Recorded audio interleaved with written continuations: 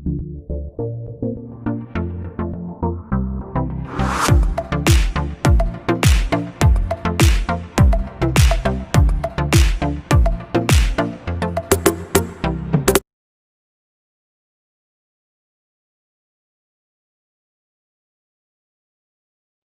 पहली बात तो टॉर्क क्या चीज है।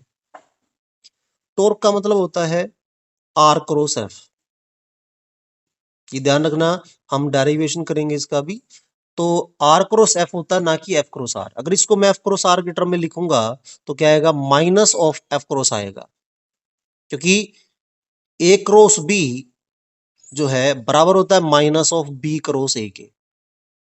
ए क्रॉस बी किसके इक्वल है, minus of B cross A के। ठीक है, तो टॉर्क होता क्या है, turning moment of force. Turning moment of force क्या कहलाएगा हमारे पास में, टॉर्क, जो कि किसके इक्वल है, आर क्रॉस एफ के इक्वल है। टॉर्क को डिनोट करते हैं टाउ से, और ये एक क्रॉस प्रोडक्ट है पोजीशन वेक्टर और फोर्स की। ठीक है, पोजीशन वेक्टर और फोर्स की। अब एक और चीज, शायद पिछली बार हुआ हो या नहीं हो, ध्यान देना। जब भी दो वेक्टर्स गिवन है, ए वेक्टर और बी वेक्टर, ठीक है, तो उनका जो रिजल्ट होगा वो क्या होगा हमारे पास, उन दोनों से म्यूचुअल परपेंडिकुलर होगा। ये याद रखना बात, जब भी दो वेक्टर्स गिवन है, जब भी दो वेक्टर्स गिवन है, उनका जो रिजल्टेंट होगा वो किसके इक्वल होगा, किसी थर्ड वेक्टर के इक्वल आया सपोज, तो थर्ड वेक्टर की जो डायरेक्शन होगी, ठीक है, वो किसके इक्वल होगी, उन दोनों वेक्टर से म्यूचुअल परपेंडिकुलर होगी। सपोज आर अगर मान लिया पोजीशन जो है एक्स डायरेक्शन में है, फोर्स लगाया गया वाई डायरेक्शन में, तो रिजल्टेंट जो टॉर्क बनेगा उस टॉर्क की डायरेक्शन क्या होगी, जेड डायरेक्शन। ठीक है, इसको हम स्क्रू रूल भी बोलते हैं। सपोज मान लिया कोई स्क्रू है, उसको हम क्लॉकवाइज एंटी क्लॉकवाइज डायरेक्शन में रोटेट करेंगे। पेंच है, उसको हम एंटी क्लॉकवाइज रोटेट कर रहे हैं, तो क्या होगा, स्क्रू बाहर की तरफ आएगा, ऊपर की तरफ होगा। ठीक है, अगर उसको क्लॉकवाइज रोटेट करेंगे तो हमारे पास क्या होगा, डाउनवर्ड डायरेक्शन हो जाएगी टॉर्क की। ठीक है, तो ये हमारे पास था भाई। अब इसकी यूनिट क्या बनेगी, ऐसा यूनिट, फोर्स के लिए न्यूटन, डिस्टेंस के लिए मीटर, तो न्यूटन मीटर बन जाएगी हमारे पास में यूनिट। डायमेंशन फार्मूला क्या होगा हमारे पास में भाई, m1 l2 t-2, ये होगा डायमेंशन फार्मूला फॉर टॉर्क। ठीक है, स्केलर क्वांटिटी है या वेक्टर क्वांटिटी भाई, वेक्टर क्वांटिटी। कैसे पता चला वेक्टर है, क्योंकि किसी भी दो वेक्टर की क्रॉस प्रोडक्ट का जो रिजल्ट है वो एक वेक्टर होता है, तो इसलिए जो क्या पता चला, टॉर्क भी क्या है कि वेक्टर क्वांटिटी।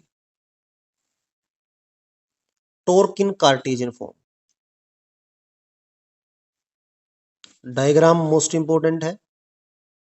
सपोज ये कोई ऑब्जेक्ट थी यहाँ पे जिसका मास m है, मैंने इसके ऊपर फोर्स लगाया F। ठीक है, कितने एंगल पे फोर्स लगाया, अल्फा एंगल पे, और ये ऑब्जेक्ट जो है यहां से टर्न करके यहां पहुंची। ठीक होगा, तो इसका इनिशियल जो पोजीशन था वो r वेक्टर है, इसमें डिस्प्लेसमेंट कितना हुई, dr। तो नई जो पोजीशन बनेगी इसकी वो क्या बनेगी, r प्लस का dr। ठीक है, क्लियर पॉइंट। अब ये हमारे पास थीटा एंगल है, तो एंगुलर डिस्प्लेसमेंट हमारे पास क्या हुई, डी थीटा। हमारे पास जो पोजीशन थी वो क्या थी, थीटा, और इसमें डिस्प्लेसमेंट हुई एंगुलर फॉर्म में डी थीटा, तो नई पोजीशन क्या बनेगी, थीटा प्लस का डी थीटा। अब जो फोर्स है वो कितने एंगल पे एक्ट कर रहा था भाई, ये हमारे पास है अल्फा एंगल। ठीक है, अब एक चीज सोचो आप भाई, फोर्स जो लगा होगा किसी अल्फा एंगल पे लग रहा है, तो फोर्स के कंपोनेंट्स रिजोल्व होंगे। एक्स डायरेक्शन में जो फोर्स होगा उसको नाम दे दिया एफ एक्स, वाई डायरेक्शन में जो फोर्स होगा इस तरफ उसको क्या नाम देंगे, एफ वाई। ठीक हो गया, सही है, तो आपको एफ एक्स और एफ वाई दोनों मिल गए।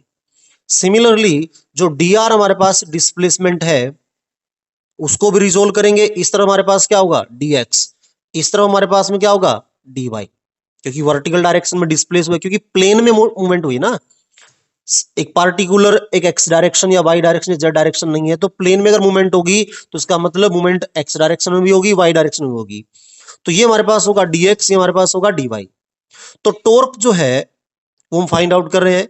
सबसे पहले वर्क क्या होगा हमारे पास, वर्क का फार्मूला होता है force dot displacement F dot D R. ठीक है, तो फोर्स जो है वो एक्स और वाई डायरेक्शन में एक्ट कर रहा है, तो फोर्स को हमने रिजोल्व किया एफ एक्स आई, ठीक है, प्लस एफ वाई जे। वेक्टर फॉर्म में था तो हमने इसको वेक्टर फॉर्म में पुट किया F X I plus F Y J. Similarly जो डी आर हमारे पास है वो क्या बन जाएगा, D X I plus D Y जे। ये कैसे हुआ, क्योंकि ऑब्जेक्ट डिस्प्लेस हुई है प्लेन के अंदर, तो dx x डायरेक्शन में डिस्प्लेसमेंट हुई। क्यों हुई, क्योंकि यहां तक की पोजीशन है x, ठीक है, और यहां तक की पोजीशन थी y। ये हमारे पास लोकेशन ये कितनी है y, ठीक है। तो x का छोटा पार्ट जो डिस्प्लेस हुआ वो dx है, ये पार्ट, ठीक है, इतना पार्ट जो डॉटेड फॉर्म में आपको दिखाई दे रहा है, ठीक है। सिमिलरली ये y हमारे पास लोकेशन है, तो हमारे पास ये भी क्या होगी, dy, y का छोटा पार्ट dy। तो F X I plus F Y J force की वैल्यू पुट कर दी वेक्टर फॉर्म में। सिमिलरली डी आर की वैल्यू पुट कर दी D X I plus D Y J. दोनों की डॉट पुट करो, क्या मिलेगा हमें भाई, F X D X, F X D X plus F Y D Y is equal to work done. ठीक होगा, तो वर्क आपको मिल गया F X D X plus F Y D Y.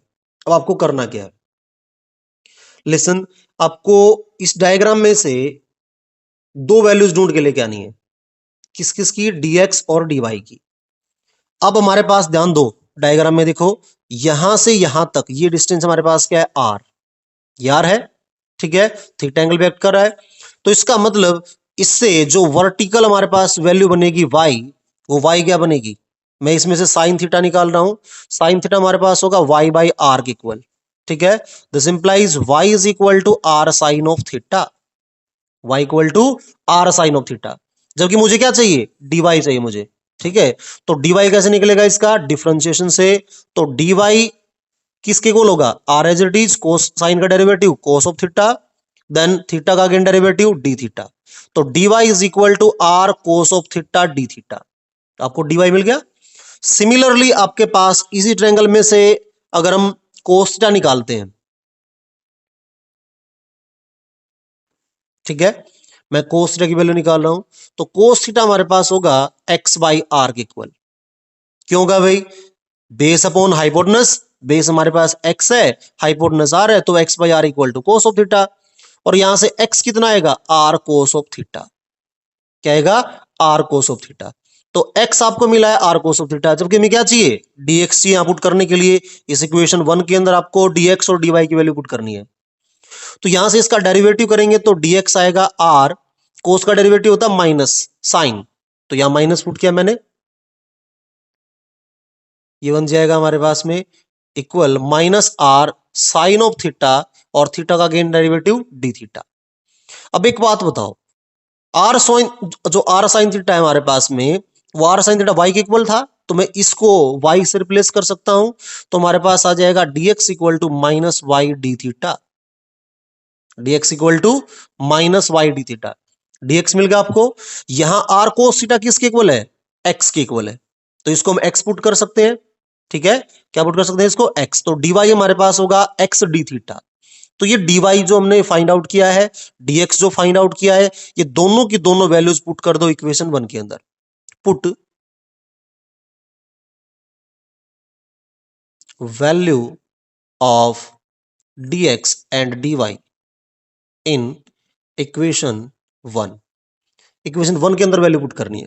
तो हमारे पास आ जाएगा work is equal to F X as it is, ठीक है, dx की वैल्यू हमारे पास कितनी है, minus Y D theta, minus Y D theta, ठीक है। और हमारे पास फिर क्या है, F Y plus F Y, और dy हमारे पास में है, ये हमारे पास क्या था, x x d theta multiply x d theta, ठीक होगा, इतना मिल गया आपको। अब एक चीज देखो, दोनों में से डी थीटा कॉमन है, जब इनका सम करेंगे तो डी थीटा हमारे पास कॉमन आ जाएगा, और डी थीटा अगर कॉमन आएगा तो अंदर बचेगा, ये प्लस है पहले लिख दिया, माइनस वाला फैक्टर बाद में लिख देंगे, तो x d theta minus, sorry x F y, क्योंकि डी थीटा हम कॉमन निकाल चुके हैं, तो बनेगा हमारे पास x F Y minus Y F x, x F Y minus Y F x is equal to work done. लेकिन एक्चुअली हम लोगों ने पढ़ रखा है पहले कि वर्क का फॉर्मूला क्या होता है, फोर्स इंटू डिस्प्लेसमेंट होता है। तो इक्वेशन नंबर 2 मान लो इसको, वी नो, क्या पता हमें कि वर्क जो है वो होता है displacement multiply torque angular form में। तो अगर दोनों को इनको कंपेयर करें, इक्वेशन 2 और इक्वेशन 3 को अगर कंपेयर करें, हमारे पास क्या आएगा, डी थीटा यहां भी है, डी थीटा यहां भी है, तो टाउ जो है किसके को आएगा, एक्स एफ वाई, ये माइनस वाई एफ एक्स है।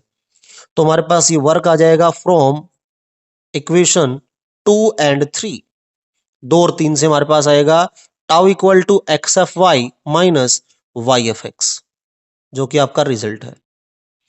This is in Cartesian form, X F Y minus Y F x.